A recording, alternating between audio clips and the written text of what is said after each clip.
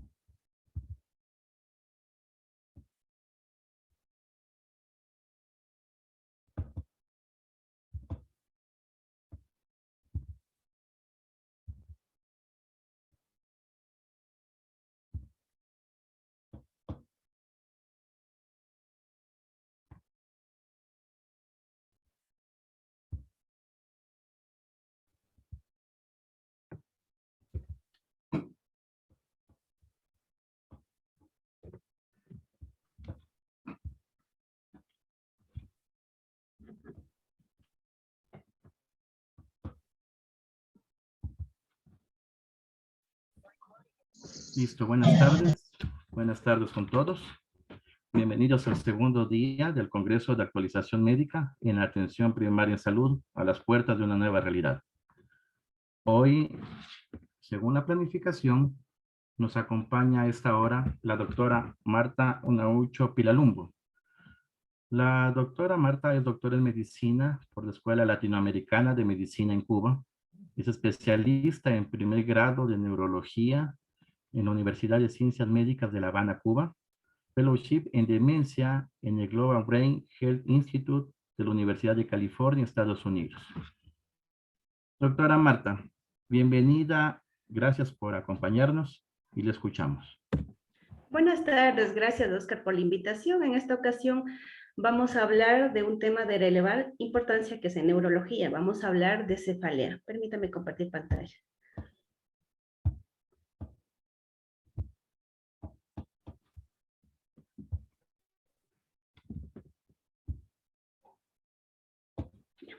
A ver, la cefalea es uno de los de la primera causa de consulta tanto en la consulta de neurología como en atención primaria de salud. Por eso es importante hablar la siguiente temática. Vamos a hablar de conceptos, un poco de epidemiología, de la clasificación de las cefaleas, el enfoque diagnóstico, los criterios de derivación, tanto a consultas de emergencia, urgencia o a la consulta de neurología y un poco en el tratamiento. Y al final terminaremos con un caso clínico para la resolución de todos esos problemas.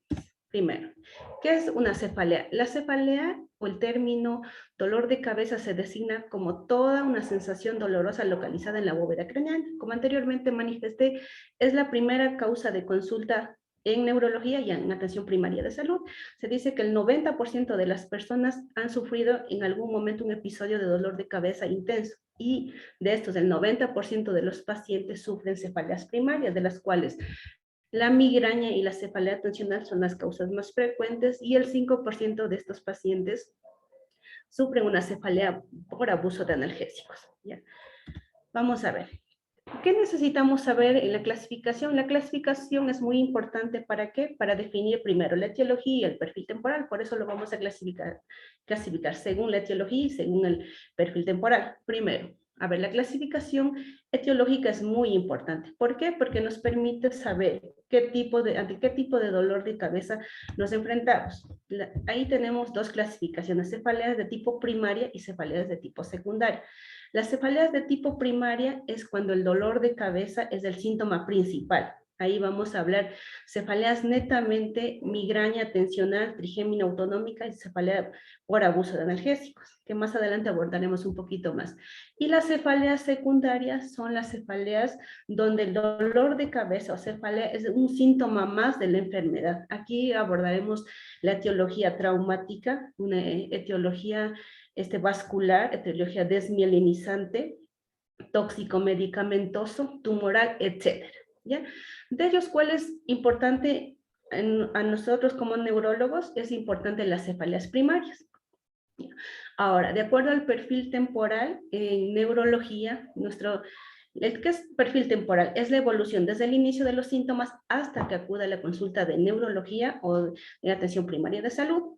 subclasificamos en la siguiente forma: aguda, subaguda y crónica. Cuando hablamos de aguda, hablamos de una cefalea aguda, cuando el inicio de los síntomas es de 0 a 4 semanas. Aquí, ¿qué etiologías hablamos? Netamente hablamos de etiologías secundarias.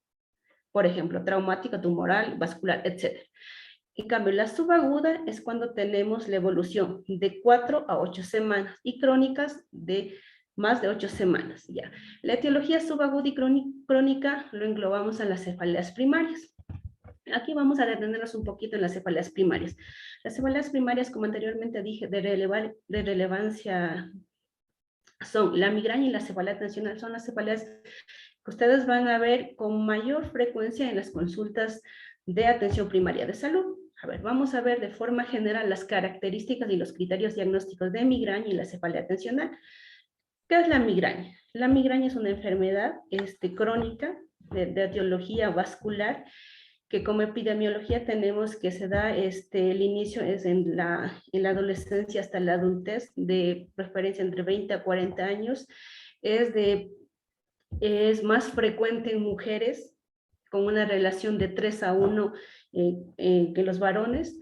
¿Cuáles son las características puntuales de este dolor de cabeza? Es una cefalea unilateral, alternante, pulsátil, con una intensidad de moderada a severa que afecta las actividades de la vida diaria, que puede estar acompañado de náuseas, vómitos, fonofobia, fotofobia. La duración del dolor de cabeza es hasta 72 horas, ¿ya?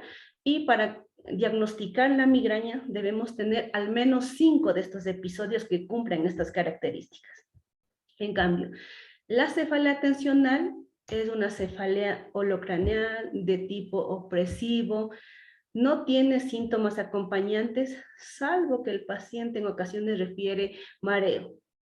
La intensidad de este dolor de cabeza es de leve a moderada intensidad, que no afecta las actividades de la vida diaria y no tiene síntomas acompañantes, como ya dije.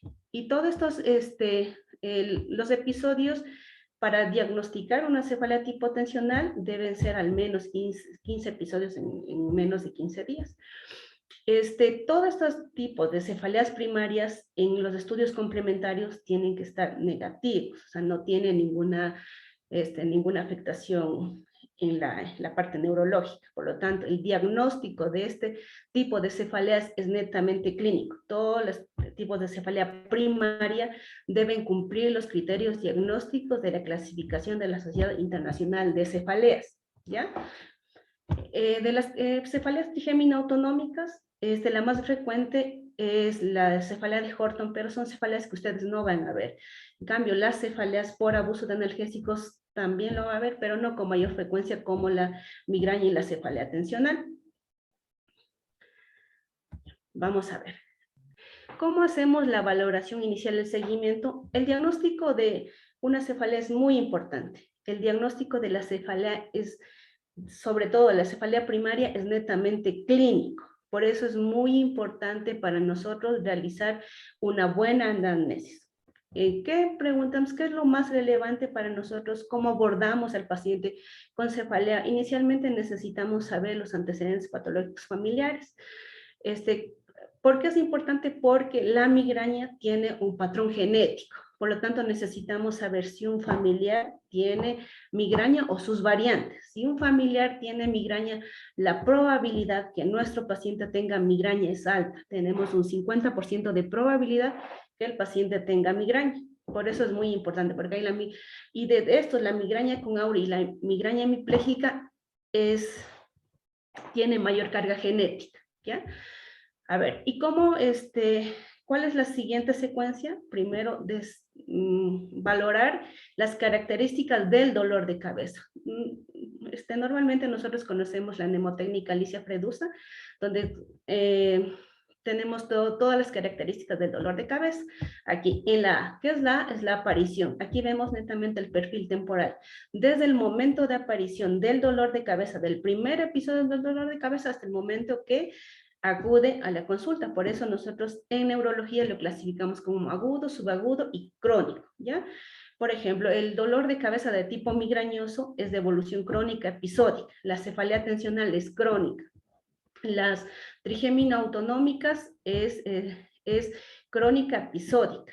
Las cefaleas secundarias son cefaleas de inicio agudo, progresivo, ¿ya?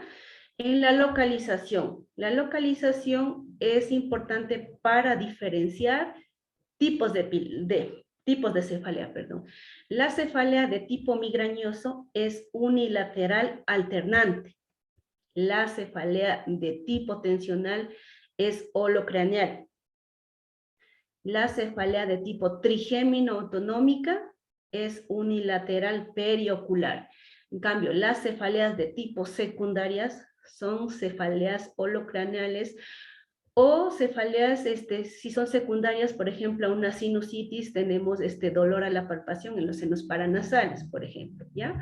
Ahora, en la intensidad del dolor es un poquito difícil de abordar porque depende mucho del paciente, de cómo el paciente tolera el dolor. No es lo mismo un dolor de paciente de Pepito para Juanito, es diferente. Entonces ahí la intensidad no se puede cuantificar. Entonces vamos a cuantificar mediante la escala de EVA y la intensidad nosotros lo cuantificamos según la afectación de las actividades en la vida diaria. Como anteriormente decía, la migraña es una cefalea que produce la afectación de las actividades de la vida diaria. Por lo tanto, su intensidad es de moderada a severa, con EVA de entre 7 a 10. En cambio, la cefalea tensional son cefaleas que el paciente tolera, con EVA menos de 5, ¿ya? Y la cefalea trigémina autonómica, 10 sobre 10. Y las cefaleas secundarias, por ejemplo, secundaria a una hemorragia subaracnoidea, que tiene una intensidad severa, 10 sobre 10, ¿ya? En cuanto al carácter, el carácter también es muy difícil de valorar por el tema de que los pacientes no suelen expresar, no suelen definir el tipo de dolor de cabeza que tienen. Normalmente nosotros necesitamos saber qué tipo de dolor de cabeza tiene, si es opresivo, si es pulsátil, si es quemante, etc. Acuérdense que en la migraña el dolor de cabeza es pulsátil. En la tipo tensional, el dolor de cabeza es opresivo. En la hemorragia subaracnoidea, una cefalea secundaria por hemorragia subaracnoidea es una cefalea tenue, opresiva, intenso, etcétera, ¿ya? En cuanto a la irradiación es muy importante porque las cefaleas de tipo primarias, las cefaleas netamente neurológicas, no tienen irradiación, no se irradia. No tiene irradiación. La migraña, la cefalea tensional, la trigémina autonómica y por abuso de analgésicos no se irradia. En cambio, las cefaleas de tipo secundarias a un trauma de tipo vascular, desminimizante, tóxico medicamento, etcétera, sí tienen irradiación. Por ejemplo, un dolor de cabeza que sea por sinusitis, inicia el dolor y se irradia toda la bóveda craneana. Entonces, eso sí tiene irradiación. Las cefaleas primarias no. En cambio, los atenuantes, los agravantes, es muy importante saber, sobre todo para las cefaleas primarias, porque las cefaleas primarias tienen factores desencadenantes, sobre todo la migraña. En la migraña es muy importante conocer cuáles son los factores desencadenantes del dolor de cabeza. ¿Para qué? Para así modificar estilos de vida. Por ejemplo, hay pacientes que inician o empeoran su dolor de cabeza al consumo de alimentos como chocolate, nuez, bebidas, vino, cerveza, etc. Entonces es importante aquí conocer, hacer énfasis en saber cuáles son estos factores desencadenantes y cuáles son los factores atenuantes. En la cefalea tensional, los factores que desencadenan el dolor de cabeza son el estrés, la falta de sueño, todos los trastornos de sueño, el insomnio sobre todo, son desencadenantes y eso es muy importante. Las trigémino autonómicas no tienen desencadenantes y en cambio las cefaleas secundarias, sobre todo la hemorragia subaracnoidea, empeoran con las maniobras de Valsalva, con el pupo, el estornudo, etc. Ya. La frecuencia es importante, ¿por qué? Porque necesitamos cumplir los criterios diagnósticos para clasificar las cefaleas primarias. Por ejemplo, en migraña necesitamos al menos 5 crisis para diagnosticar migraña. Con una crisis no diagnosticamos migraña, por lo tanto necesitamos 5 episodios. En la cefalea tensional necesitamos más de 10 episodios para clasificar migraña. En En las trigemina autonómicas igual 5 episodios, y en las cefaleas secundarias no tenemos frecuencia. Las cefaleas secundarias, como son cefaleas secundarias a algún proceso expansivo vascular, son episodios que se presentan una sola vez en su vida. Entonces no tenemos episodios. Al menos que sea un aneurisma que tenga una fisura, tenemos las cefaleas centinelas, pero no tenemos esa frecuencia, para decir, tenemos tanta frecuencia para clasificar tipos de epilepsia, ¿ya? La duración es importante, pero no todos los pacientes están pendientes de la duración del dolor de cabeza. No todos los pacientes dicen inician tanto y termina tanto. Entonces la duración es muy variable. Entonces aquí más para cumplir los criterios diagnósticos de cefalea nos basamos en las otras características. Los síntomas acompañantes es importante en cefaleas primarias porque los dos tipos de cefalea más frecuente se acompaña de náuseas, vómito, fonofobia y fotofobia. Las cefaleas trigémino autonómicas se acompañan más de síntomas autonómicos, por ejemplo, midriasis, miosis, edema palpebral, hiperhidrosis ipsilateral al dolor, ¿ya? Y las cefaleas secundarias, como síntomas acompañantes, es en función de la etiología. Si es una etiología vascular, va a tener dolor de cabeza más defecto motor. Si es una hemorragia subaracnoidea, va a tener cefalea y signos meningios. Si es un proceso infeccioso, va a tener cefalea, fiebre y signos meningios, ¿ya? Ahora, ¿qué más es importante en el dolor de cabeza en nuestra valoración inicial? Es importante el examen físico. De ello, el examen físico general, y nosotros, no es de relevancia e importancia para nosotros el examen neurológico. El examen físico general es muy importante aquí valorar los senos paranasales, que como anteriormente hablaba, las cefaleas secundarias, lo más frecuente es la sinusitis o un proceso alérgico, ¿ya? Valorar eso, los pulsos temporales y la articulación temporomandibular. Ahora, en el examen físico neurológico es muy importante, primero, valorar el nivel de conciencia y segundo, los pares craneales. De los pares craneales que con mayor frecuencia valoramos es el 12 y el 3, el 4 y el 6. ¿Ya? Después, en función de lo que usted encuentre en la anamnesis, va valorando el examen físico neurológico, porque es muy amplio y en una consulta de 20 minutos no nos permite valorar todo la parte neurológica. Por eso el examen físico neurológico es muy individualizado. Usted valora en función de lo que va encontrando en la anamnesis, ¿ya? Los complementarios o los exámenes que nosotros vamos a indicar, si nosotros realizamos una buena anamnesis, no es necesario unos exámenes para complementar el diagnóstico. En cefaleas primarias solo necesitamos cumplir los criterios diagnósticos planteados por la Sociedad Internacional de la Cefalea. Y si nosotros sospechamos o tenemos signos de alarma, ya indicamos estudios de neuroimagen o estudios de sangre. ¿Cuáles son los estudios de forma general que podríamos indicar? Podríamos indicar la biometría o BCG para ver si no tienen una arteritis de la temporal o una vasculitis. Los estudios de neuroimagen, ¿cuándo indicamos? Si tenemos ya completo los criterios diagnósticos para las cefaleas primarias, no es necesario indicar. Pero si tenemos alguna duda, los criterios diagnósticos para indicar estudios de neuroimagen son cefaleas que tengan signos de alarma. ¿Cuáles son los signos de alarma? Cefaleas que tengan déficit focal neurológico, cefalea con convulsiones, cefalea en mujeres embarazadas, cefalea en personas con enfermedades autoinmunes o enfermedades autoinmunes, cefalea en personas mayores de 50 años, etc. Ya en esos casos tenemos el criterio de enviar la neuroimagen.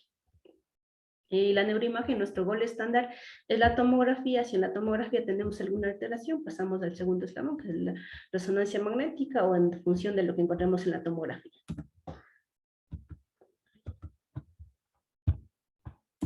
Ya.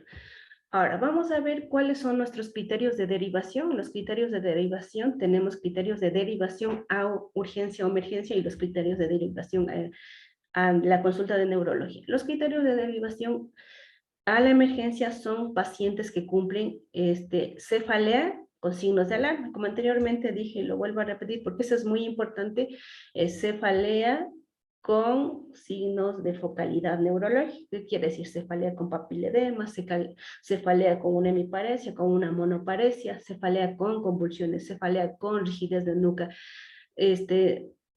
cefalea en mujeres embarazadas, cefalea en pacientes con enfermedades autoinmunes, sobre todo lo que es el SAP y el lupus, ¿ya? Cefalea en pacientes con VIH, cefalea en pacientes con enfermedades neoplásticas, etcétera. Esos son criterios de derivar de forma urgente a la emergencia del hospital. Ahora, ¿por qué? Porque son condiciones que requieren una actuación rápida. Por ejemplo, la tríada clásica de cefalea, fiebre y signos meningios nos da la sospecha que estamos ante un proceso de neuroinfección. La tríada de cefalea, rigidez de nuca y sin fiebre nos habla a favor de una hemorragia subaracnoidea. Entonces son enfermedades que requieren una resolución rápida. Entonces, ¿cuáles son los otros criterios para derivar a neurología? Son pacientes que pueden esperar. ¿Y cuáles son estos pacientes? Son pacientes que ya tengan cefaleas primarias diagnosticadas, que no mejoran con tratamiento sintomático. Después hablaremos un poquito del tratamiento sintomático y profiláctico. Son cefaleas que ustedes no pueden manejar con analgésicos. ¿Cuáles son? Cefaleas que empeoran con el tratamiento preventivo. Por ejemplo, ustedes usan con la amitriptilina, por ejemplo, usan con la amitriptilina y ven que el paciente no mejora a pesar de una buena pauta de tratamiento, tienen que enviar a la consulta de neurología. ¿Para qué? Para ver si la cefalea tiene un buen diagnóstico o si requiere hacer una revaloración e iniciar un tratamiento diferente, ¿ya? Entonces, básicamente son los criterios de derivación.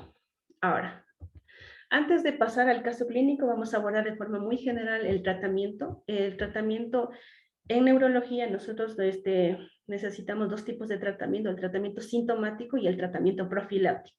El tratamiento sintomático es básicamente dirigido a los síntomas, ¿ya? Aquí usamos todo lo que son los AINES. El tratamiento sintomático, el objetivo del tratamiento sintomático es disminuir la intensidad y la duración del dolor de cabeza.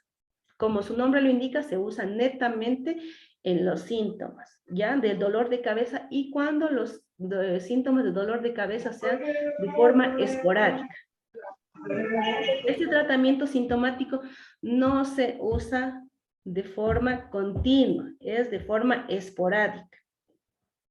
Por lo tanto, ese tratamiento sintomático, usted puede usar una pauta de paracetamol, ibuprofeno, ketorolaco, etc. Pero es de forma esporádica. Porque si usted utiliza de forma continua, a la larga vamos a producir una cefalea por abuso de analgésicos. También aquí no es recomendable usar los ergotamínicos, la cafeína. ¿Por qué? Porque a la larga llevamos a una cefalea por abuso de analgésico. Ahora, el tratamiento preventivo son medicamentos como beta bloqueantes, antiepilépticos, antidepresivos que usamos ya cuando el paciente no responde al tratamiento sintomático, cuando el paciente, la intensidad del dolor de cabeza afecta las actividades de la vida diaria, aunque sea un episodio por mes, que el paciente, cada episodio acude a medicación intravenosa, entonces nosotros ya pasamos al tratamiento preventivo. También, aparte de esos tratamientos antiepilépticos, beta bloqueantes, antidepresivo, etcétera, tenemos la toxina botulínica, que es muy buena la toxina botulínica, pero por el tema de costos solo usamos el tratamiento medicamentoso. ¿Ya? En aras del tiempo vamos a ir a hablar un poquito del caso clínico. Necesito, a ver, si es por chat o si alguien puede hablar, necesito vamos a analizar este caso clínico, ¿ya? Es un paciente, una paciente femenina de 30 años con antecedentes de salud, presenta un cuadro crónico no progresivo con exacerbación de hace una semana caracterizado por cefalea unilateral, derecha, de tipo pulsátil, de moderada a severa intensidad, con EVA de 7 a 10, que afecta a las actividades de la vida diaria con una frecuencia de 3 veces por semana, acompañado de náuseas y fotofobia. Factores desencadenantes no conocidos y al examen neurológico lo positivo es una rigidez en nuca. Ahora, de este caso clínico necesito saber, primero, ¿qué tipo de cefalea es? De acuerdo al perfil temporal y a la clasificación etiológica.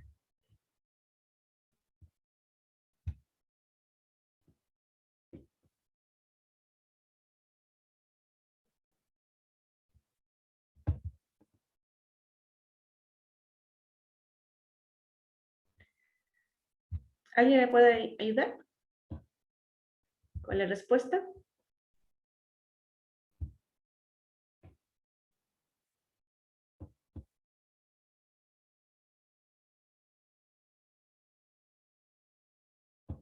A ver, tenemos aquí una respuesta primaria. A ver, una cefalea primaria migraña. ¿Alguien más? ¿O cefalea aguda? ¿Alguien más?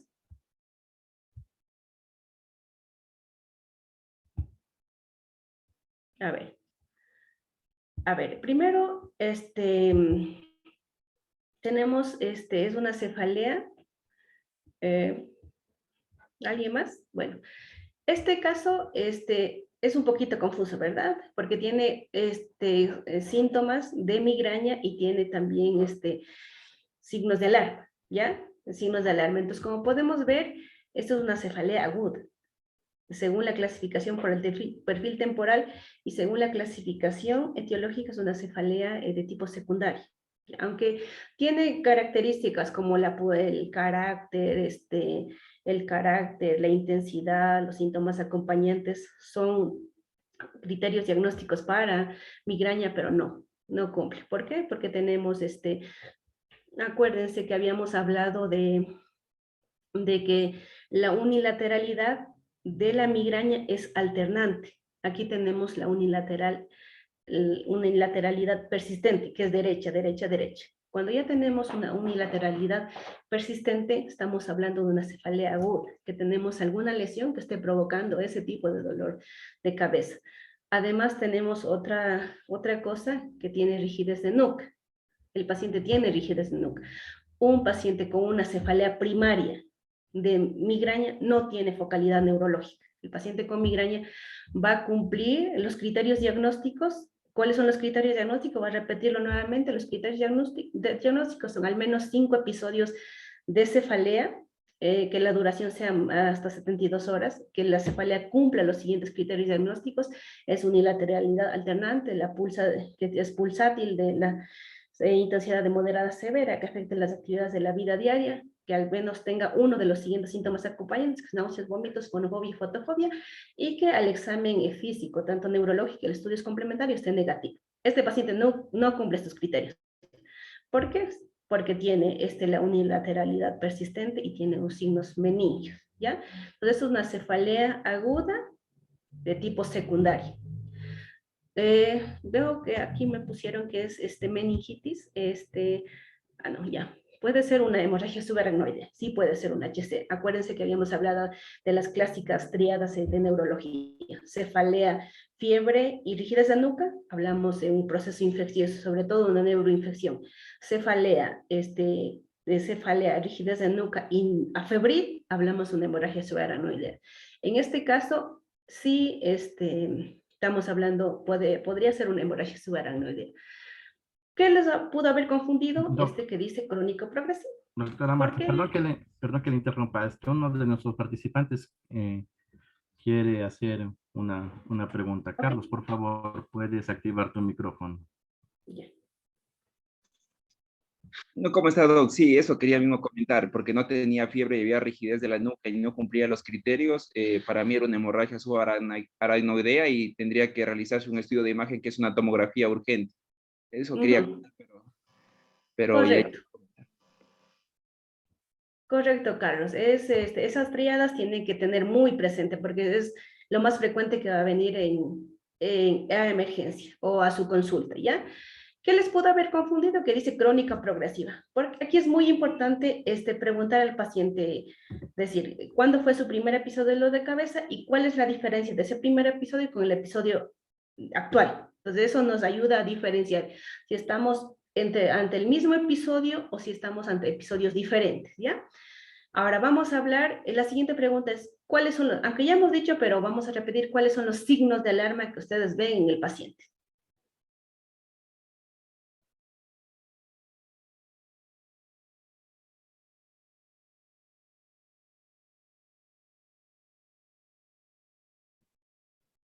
¿Cuáles son los signos que ya hablamos, que nos hacen sospechar un HCA? ¿Cuáles son los signos de alarma? Nuca. La rigidez del nuca es un signo de alarma. ¿Ya? ¿Cuál más?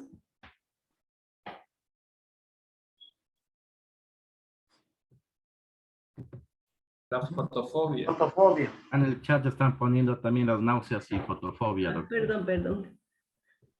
Náuseas, no. A ver. Acuérdense, yo había hablado en los criterios de derivación, los signos de alarma casi puntuales, ¿ya? Entonces, revisen nuevamente, vean el paciente y díganme cuál es el... Hay 2 signos de alarma específicamente en este paciente.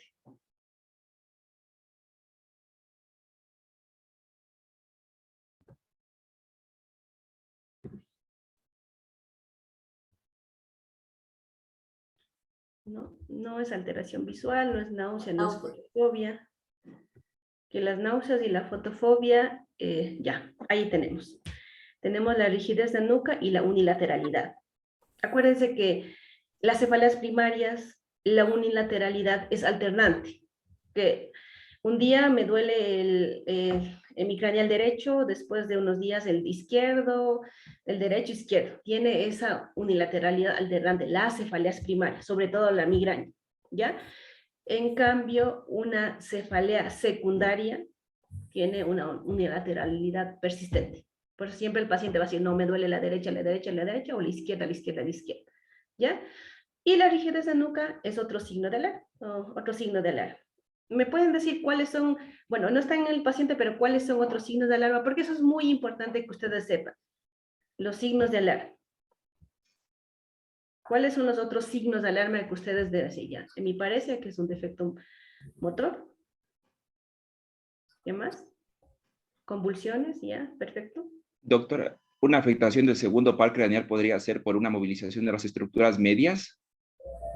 Sí, o sea, todo lo que tenga cefalea más focalidad neurológica, ahí ustedes cefalea más afectación del primer par, del segundo par, del tercer par, del sexto, etc. Entonces ahí cuando decimos cefalea más, más signos de focalidad neurológica, ahí engloba todo. Un paciente con cefalea y hemiparesia, un paciente con cefalea y monoparesia, un paciente con cefalea y un trastorno sensitivo, un paciente con cefalea y convulsiones, ¿ya?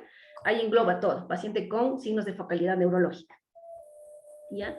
Cefalea que no responde al tratamiento, cefalea que empeora. Sí, cefalea nocturna. Es muy importante las cefaleas que despiertan al paciente. Intensas, sobre todo, eso se ve en pacientes con hemorragia subaracnoidea. Hay cefaleas primarias cefaleas primarias de tipo nocturna, pero no son tan severas como la hemorragia subaracnoidea.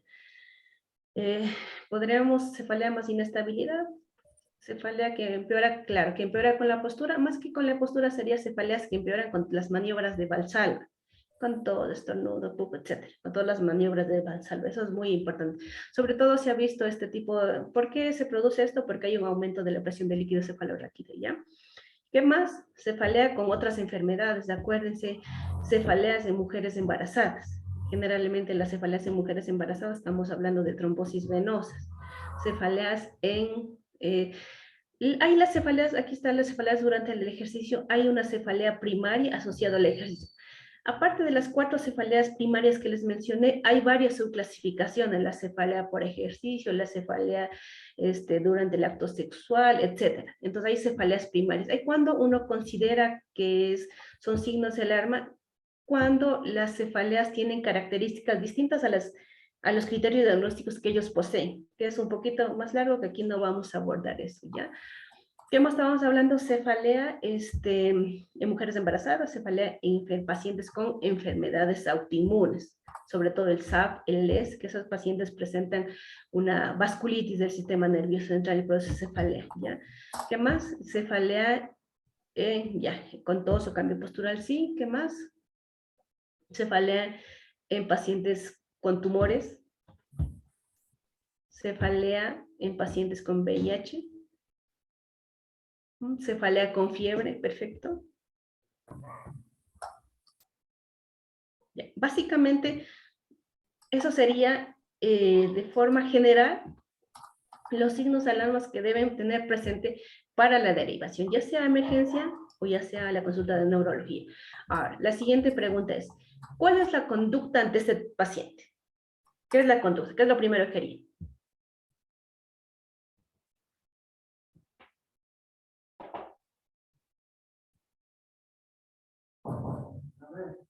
Este paciente está en su consulta, acude a su consulta de atención primaria de salud. ¿Qué hacen con este paciente? ¿Inician tratamiento? No sé, ¿qué hacen? Acuérdense siempre centrarse en dónde van a estar. O sea, están en atención primaria de salud, centro de salud, no tenemos nada. ¿Qué hacen con este paciente? Exacto, tratamiento sintomático y derivar al siguiente nivel de atención, ¿verdad? Porque aquí en los centros de salud no tenemos un tomógrafo, no tenemos nada. Entonces, este paciente, por las características del dolor de cabeza, porque es una cefalea aguda que nos hace sospechar una hemorragia subaracnoidea, ¿qué pensamos y qué necesitamos? Es estudio de neuroimagen, ya sea una tomografía o una angiotac. Ya en ese momento, como nuestro gol estándar es la tomografía, realizamos la tomografía, si no tenemos la angiotac. Entonces ahí para ver cuál es la siguiente conducta. ¿Hasta aquí alguna pregunta?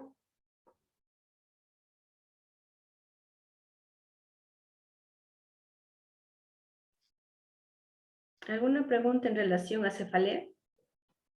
Doctora, yo tengo una pregunta, ahora Mira. que estoy en mi medicatura rural.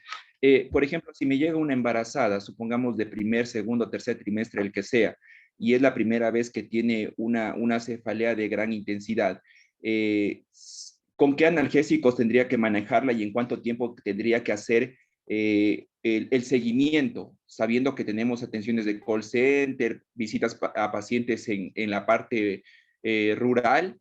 Y la otra, o existe o se debería realizar una referencia inmediatamente donde un neurólogo para que realice, como usted decía, el estudio de neuroimagen, tomando en consideración también un poco de radiación que puede tener en el embarazo. Entonces, yo quería ver esa conducta porque sí, hay pacientes que llegan a mi primer nivel con cefaleas de moderada y gran intensidad. Ya. Gracias. Ya, gracias por la pregunta. A ver, tenemos una paciente, una gestante de primero o segundo trimestre con cefalea, ¿verdad? Inicialmente, por todo el cambio que se produce durante el proceso del embarazo, y en los primeros trimestres el paciente tiene cefalea, pero primero se debe evaluar cuál es el tipo de dolor de cabeza, o puede ser su primer episodio de migraña o son cefaleas secundarios. En estos casos, la medicación, el manejo de tratamiento sintomático es muy estrecho, ¿verdad? Por el mismo tema del embarazo y solo podemos usar en primer nivel paracetamol y enviar a la consulta de neurología. ¿Para qué? Para que le realicen el estudio y definan y clasifiquen qué tipo de cefalea tiene. Porque incluso el estudio de neuroimagen, salvo que sea de vital importancia, se realiza. Si no, no realizamos el estudio de neuroimagen hasta el tercer trimestre o durante la lactancia, pero no realizamos. Primero clasificamos, realizamos otros estudios complementarios para definir cefaleas secundarios y usamos tratamientos sintomáticos en base a paracetamol. Gracias, doctora, muy amable. ¿Alguna otra pregunta?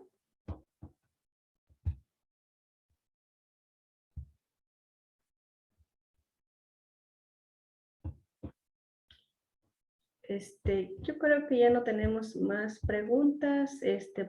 Hemos terminado con lo que es la... Doc, yo tengo una pregunta. Buenas tardes. Buenas tardes. Bueno, en mi caso, en el centro de salud, yo también soy médico rural, me llegan pacientes con cefalea y no responden al cuadro de manejar 1 gramo de paracetamol. Entonces, mi pregunta es, ¿cuándo sería indicado manejar los fármacos de ergotamina o cafeína?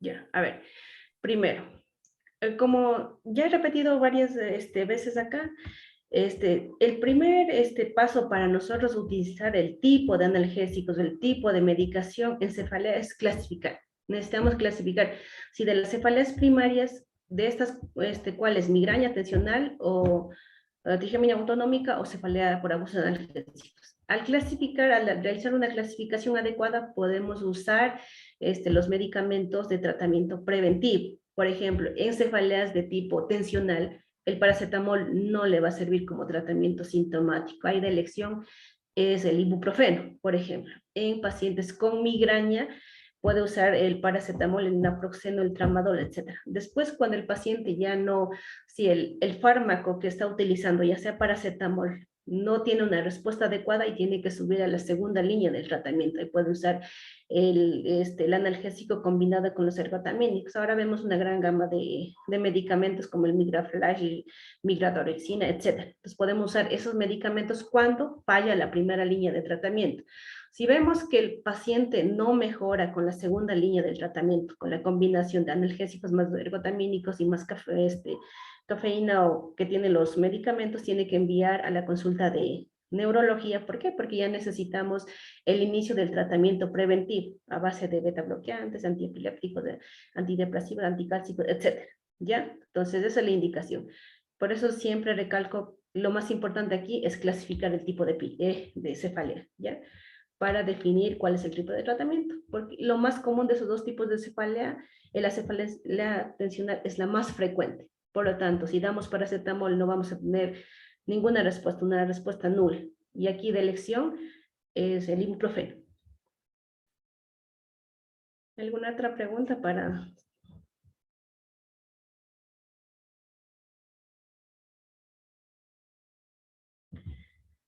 Creo que no tenemos más preguntas, doctor Oscar. Muchas gracias por asistir a la charla. Cualquier duda, cualquier pregunta, estoy a las órdenes. Vamos a dar paso a la siguiente conferencia.